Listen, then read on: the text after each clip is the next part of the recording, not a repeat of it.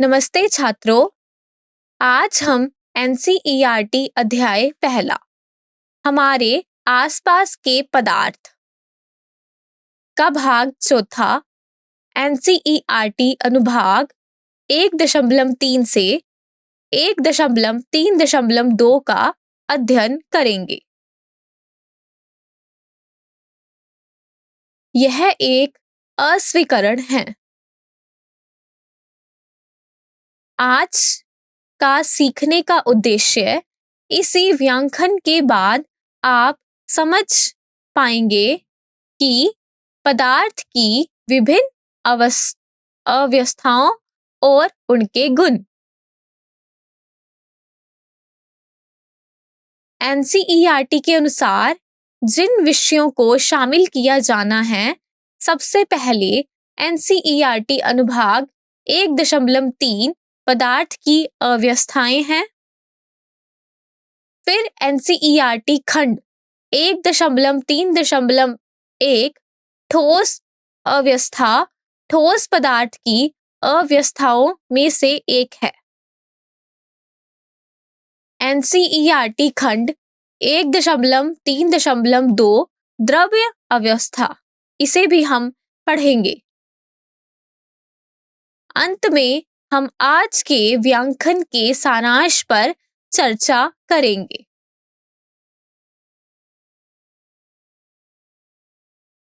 हम पदार्थ की अवस्थाएं कणों की विशेषताओं पर कैसे निर्भर करती हैं, इस विषय से शुरुआत कर रहे हैं। यह हमारे आसपास के माहौल में पदार्थ के विभिन्न रूपों को समझने में एक महत्वपूर्ण अवधारणा है। चलिए यह जानते हैं कि पदार्थ की ये विभिन्न अवस्थाएं क्यों होती हैं। यह प्रकार के कणों के गुणों में होने वाले परिवर्तन के कारण होता है। यह परिवर्तन की महत्वपूर्ण है क्योंकि यही हमें यह समझने में मदद करता है कि पदार्थ प्रत्येक अवस्था में अलग अलग क्यों व्यवहार करता है। हम पहली विशेषता जिसे देखेंगे वह है कणों की व्यवस्था। अगला हम कणों की गति पर विचार करेंगे। अंत में हम कणों की ऊर्जा का निरीक्षण करते हैं। हम पदार्थ की 3 अवस्थाओं का अन्वेषण करने वाले हैं, जो कि है ठोस, द्रव और गैसें। प्रत्येक अवस्था में अद्वितीय विशेषताएं होती हैं, जो उसके कणों के व्यवस्थित होने पर व्यवहार करने के आधार पर होती हैं। अब चलिए ठोस पदार्थों पर ध्यान केंद्रित करते हैं। ठोस पदार्थों में कण एक दूसरे के निकट बहुत घने होते हैं, जिसके कारण उनका आकार और आयतन निश्चित होता है। यही कारण है कि ठोस वस्तुएं जैसे कि चट्टान या धातु का एक टुकड़ा अपना आकार बनाए रखती हैं जब तक कि उन्हें बलपूर्वक ना बदला जाए। द्रवों की बात करें तो कण एक दूसरे के पास तो होते हैं, लेकिन वे इधर उधर घूमने की क्षमता रखते हैं। इसकी वजह से द्रव अपने बर्तन का आकार ले लेते हैं, जैसे कि गिलास में पानी। ठोस पदार्थों के विपरीत द्रवों का कोई निश्चित आकार नहीं होता, लेकिन उनका आयतन निश्चित होता है। अंत में आइए हम गैसों के बारे में चर्चा करते हैं। गैसों में कण दूर दूर तक होते हैं और स्वतंत्र रूप से चलते हैं, जिससे वे अपने कंटेनर के पूरे आयतन को भरने में सक्षम होते हैं। यही कारण है कि जब हम एक गुब्बारे में हवा छोड़ते हैं तो वह कमरे को भरने के लिए फैल जाती है। हम गतिविधि 1.9 का अन्वेषण करने जा रहे हैं, जो हमें ठोस पदार्थों के गुणों को समझने में मदद करेगी, विशेष रूप से उनके आकार, आयतन, संपीड़नीयता और विसरण को। यह हमें दैनिक वस्तुओं के साथ हाथ से करने का अनुभव देगा। हम गतिविधि 1.9 का अन्वेषण करने जा रहे हैं, जो हमें ठोस पदार्थों के गुणों को समझने में मदद करेगा, विशेष रूप से उनके आकार, आयतन और संपीड़नीयता और विसरण को। अब आइए इस गतिविधि के लिए प्रक्रिया पर नजर डालते हैं। हम इन गुणों को कार्यवाही में देखने के लिए एक सरल प्रयोग करेंगे। पहले, कुछ सामान्य वस्तुएं इकट्ठा करें। एक कलम, एक किताब, एक सुई और एक लकड़ी की एक छड़ी का एक टुकड़ा। ये वस्तुएं हमें ठोस पदार्थों की विशेषताओं की जांच करने में मदद करेंगी। अगला, इनमें से प्रत्येक वस्तु को एक समतल सतह पर रखें। यह हमें उनके आकारों और उनके द्वारा घेरे गए स्थान को देखने की अनुमति देगा। अंत में, प्रत्येक वस्तु के चारों ओर घुमाव लेने के लिए एक पेंसिल का उपयोग करें। यह हमें प्रत्येक ठोस के आकार को देखने में मदद करेगा और यह समझने में मदद करेगा कि ठोस का निश्चित आकार होता है। अब आइए इस गतिविधि के लिए शेष प्रक्रिया पर नजर डालते हैं। हमें अलग अलग वस्तुओं का निरीक्षण करके उनके गुणों का अवलोकन करेंगे। देखें कि क्या इन वस्तुओं की एक निश्चित आकृति और स्पष्ट सीमाएं हैं। यह हमें ठोस पदार्थों की एक प्रमुख विशेषता को समझने में मदद करेगा। अगले चरण में हम प्रत्येक वस्तु को पीटेंगे, खींचेंगे या गिराएंगे, ताकि यह देख सकें कि उनकी आकृति पर क्या प्रभाव पड़ता है। यह प्रदर्शित करेगा कि ठोस पदार्थ बाहरी बलों के प्रति कैसे प्रतिक्रिया देते हैं। उसके बाद हम यह जांचेंगे कि क्या ये एक दूसरे में फैल सकते हैं। इससे हमें ठोस पदार्थों के डिफ्यूजन गुणों को समझने में मदद मिलेगी, जो तरल और गैसों से काफी अलग होता है। अंत में हम प्रत्येक लेख को दबाव लगाकर दबाने का प्रयास करेंगे। यह हमें यह दिखाएगा कि ठोस कितने संपीड़न योग्य होते हैं, जो आमतौर पर गैसों की तुलना में बहुत कम होता है। गतिविधि 1.9 के साथ जारी है। अब चलिए इस गतिविधि से हुए अवलोकनों पर बढ़ते हैं।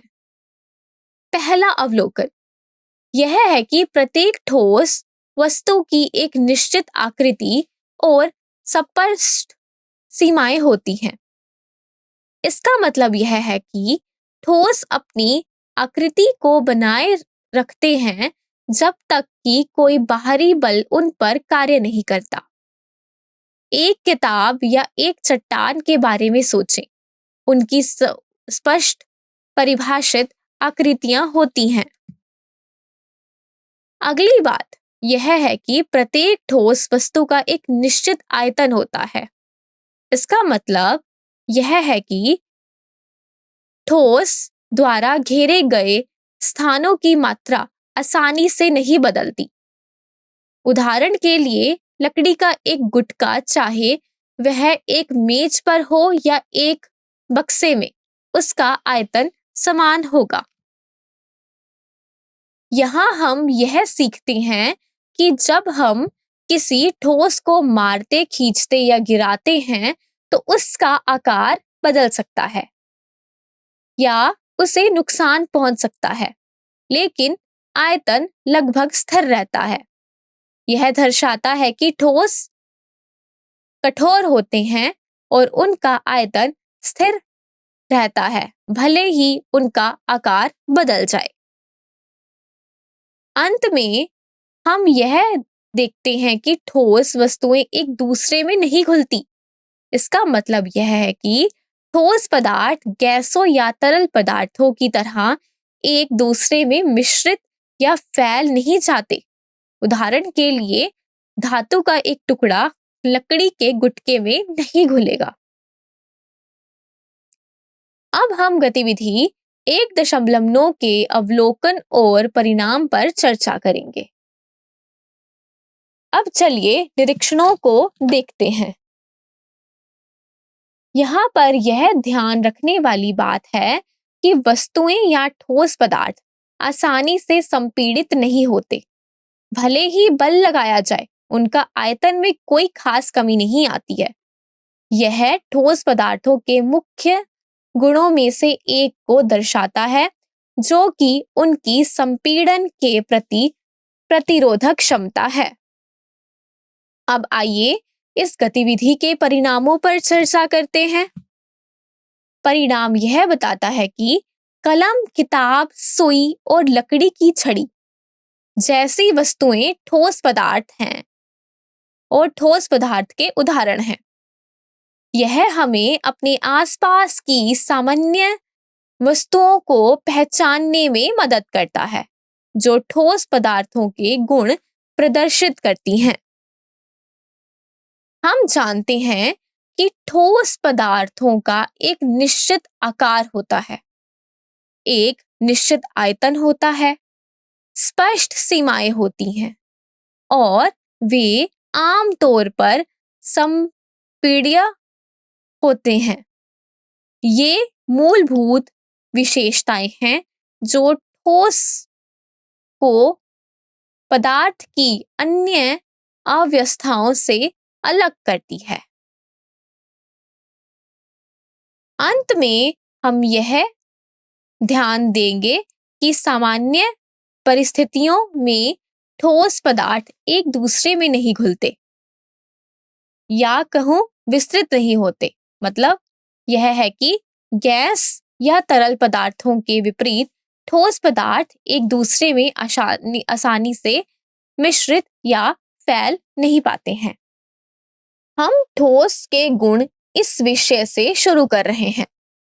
यह खंड हमें अपने आसपास के ठोस को प्रतिभाषित करने वाली अद्वितीय लक्षणों को समझने में मदद करेगा। अब आइए पहला गुण देखते हैं। ठोस को एक निश्चित आकार होता है और एक निश्चित आयतन होता है। इसका मतलब यह है कि तरल पदार्थों या गैसों के विपरीत ठोस पदार्थ आसानी से अपना आकार या आयतन नहीं बदलते हैं। एक कंकड़ या लकड़ी के टुकड़े के बारे में सोचें। वे अपने रूप को बनाए रखते हैं जब तक कि कोई बाहरी बल उन पर कार्य नहीं करता है। अगला गुण दृढ़ता है। दो ठोस पदार्थ दृढ़ होते हैं, जिसका मतलब है कि वे आकार में आने वाले परिवर्तनों का विरोध करते हैं। यही दृढ़ता कारण है कि धातु की छड़ या कांच का एक टुकड़ा सामान्य परिस्थितियों में मजबूत बना रहता है और आसानी से मुड़ नहीं जाता। अब अगर हम बात करें संपीड़ता की, तो ठोस पदार्थों की संपीड़ता नगण्य होती है। इसका मतलब यह है कि उन्हें आसानी से दबाया नहीं जा सकता। उदाहरण के लिए, अगर आप एक ईंट को दबाने की कोशिश करेंगे तो उसका आयतन में कोई खास बदलाव नहीं होगा। अंत में ठोस पदार्थों की स्पष्ट सीमाएं होती हैं। इसका मतलब यह है कि आप यह स्पष्ट रूप से देख सकते हैं कि एक ठोस वस्तु कहाँ शुरू होती है और कहाँ खत्म होती है, जैसे किसी किताब के किनारे या किसी मेज की रूपरेखा। यह गुण हमें पदार्थ की अन्य अव्यवस्थाओं से ठोस पदार्थों को अलग करने में मदद करता है। अब हम पदार्थ के गुणों से संबंधित कुछ अपवादों और स्पष्टीकरणों पर चर्चा करने वाले हैं। आइए हम रबड़ बैंड के उदाहरण से शुरू करते हैं। जब रबड़ बैंड पर बल लगाया जाता है तो वह अपना आकार बदल लेता है, लेकिन जैसे ही बल हटाया लिया जाता है वह अपना मूल आकार वापस ले लेता है। यह प्रत्यस्थता का एक दिलचस्प गुण है जो हम रबड़ बैंड जैसी दैनिक वस्तुओं से सीख सकते हैं। अब हम यह सीखते हैं कि अगर रबड़ बैंड पर अत्यधिक बल लगाया जाए तो वह टूट जाएगा। यह प्रयासता की सीमा को दर्शाता है, जहां पदार्थ अब अपने मूल आकार में वापस नहीं आ सकता और इसके बजाय असफल हो जाता है। आगे बढ़ते हुए हमारे पास चीनी या नमक का उदाहरण है। चीनी या नमक के व्यक्तिगत क्रिस्टल का आकार निश्चित होता है, जिसका मतलब है कि प्रत्येक क्रिस्टल बाहरी परिस्थितियों की परवाह किए बिना अपनी संरचना बनाए रखते हैं। अंत में हम देखते हैं कि चीनी या नमक के क्रिस्टल उस कंटेनर के आकार को ले लेते हैं जिसमें उन्हें डाला जाता है। ऐसा इसलिए होता है क्योंकि व्यक्तिगत क्रिस्टल छोटे होते हैं और उपलब्ध स्थान को भरने के लिए स्वतंत्र रूप में घूम सकते हैं, जैसे रेत के कंटेनर में डाले जाने पर व्यवहार करती है। आगे बढ़ते हुए आइए हम एक स्पंज के उदाहरण को देखते हैं। एक स्पंज में छोटे छोटे छिद्र होते हैं जिनमें हवा फंसी रहती है। यह एक दिलचस्प गुण है क्योंकि यह स्पंज को संपीड़न करने योग्य बनाता है। अब हम स्पंज को दबाते हैं तो इन छिद्रों के अंदर फंसी हुई हवा बाहर निकल जाती है, जिससे हम इसे संपीड़ित कर पाते हैं।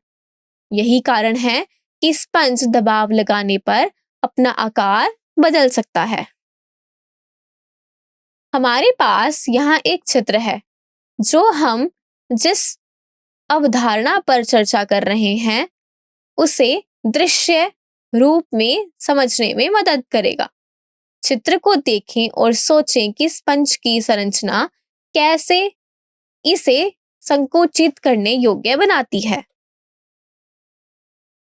अगले चरण में हम गतिविधि 1.10 का अन्वेषण करने जा रहे हैं, जो हमें तरल पदार्थों के गुणों, विशेष रूप से उनके आकार, आयतन, प्रवाह और विभिन्न पात्रों में उनके व्यवहार को समझने में मदद करेगी। इससे हमें तरल पदार्थों की प्रकृति के बारे में व्यवहारिक ज्ञान प्राप्त होगा। अब आइए हम इस गतिविधि के लिए प्रक्रिया को देखते हैं। हम अपने प्रयोग के लिए आवश्यक सामग्री एकत्र करने से शुरू करते हैं। सबसे पहले हमें विभिन्न तरल पदार्थ जैसे कि पानी, खाने का तेल, दूध जैसे और एक ठंडा पेय पदार्थ इकट्ठा करने की आवश्यकता है। ये विभिन्न तरल पदार्थों में हमें उनके व्यवहार का निरीक्षण और तुलना करने में मदद करेंगे। अगला चरण यह है कि हमें अलग अलग आकार के कंटेनर इकट्ठा करने होंगे। यह हमें यह देखने में मदद करेंगे कि कंटेनर का आकार उसके अंदर के तरल पदार्थ की दिखावट और व्यवहार को कैसे प्रभावित करता है। मापने के सिलेंडर का उपयोग करके हम प्रत्येक कंटेनर पर 50 ml मतलब 50 मिलीलीटर का निशान लगाएंगे।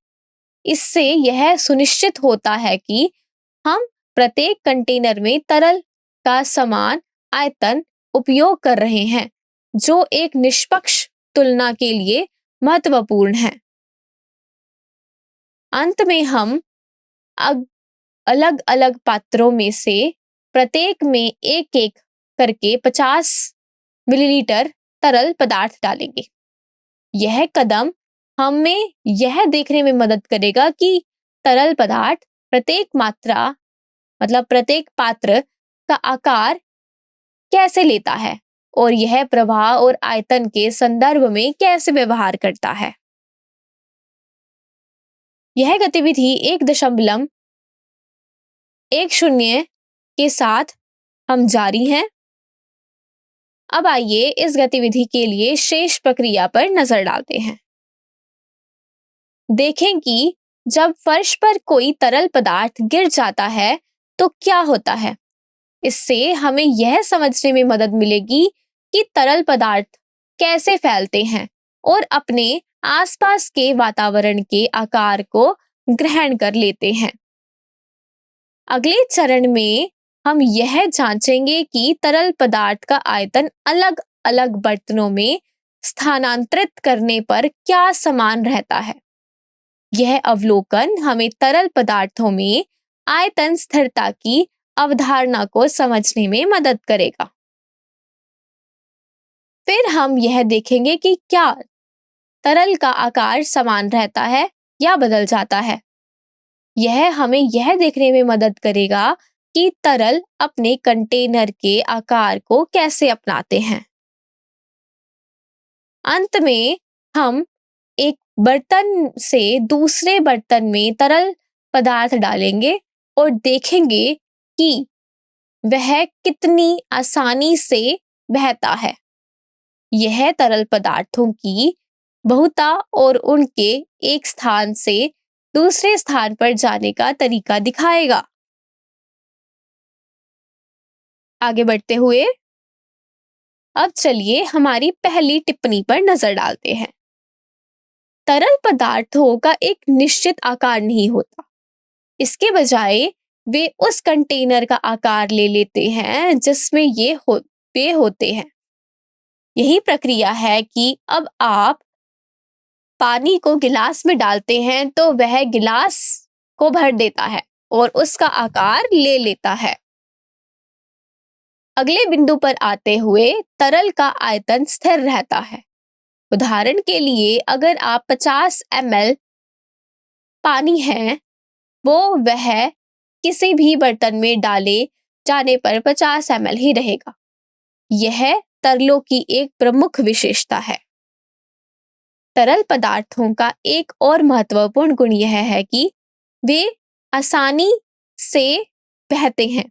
इसका मतलब है कि वह गिरने पर जल्दी से फैल सकते हैं और ठोस पदार्थों के विपरीत जो एक ही जगह पर रहते हैं। सोचिए कि एक गिरा हुआ पेय पदार्थ मेज पर कितनी जल्दी फैल जाता है। गतिविधि 1.10 के साथ हम जारी हैं। अब चलिए शेष विशेषणों को देखते हैं। तरल पदार्थों की अलग अलग सीमाएं होती हैं। यह अर्थ है कि आप देख सकते हैं कि तरल कहाँ समाप्त होता है, लेकिन उनका ठोस पदार्थों की तरह एक निश्चित आकार नहीं होता है। हम यह भी देखते हैं कि तरल पदार्थों को उड़ाया जा सकता है और वे एक बर्तन से दूसरे बर्तन में बहते हैं। हम एक महत्वपूर्ण विशेषता यह एक महत्वपूर्ण विशेषता है जो उन्हें ठोस पदार्थों से अलग करती है। परिणाम अनुभाग पर बढ़ते हुए यह भाग तरल पदार्थों के बारे में हमारे अवलोकनों से प्राप्त मुख्य निष्कर्षों का सारांश प्रस्तुत करेगा। परिणाम यह दिखाता है कि तरल पदार्थों का आयतन निश्चित होता है। इसका मतलब क्या हुआ? इसका मतलब ये हुआ कि चाहे वे किसी भी पात्र में हो, तरल पदार्थ की मात्रा समान रहती है। इसके अलावा तरल पदार्थ उस बर्तन का आकार ले लेते हैं जिसमें वे होते हैं।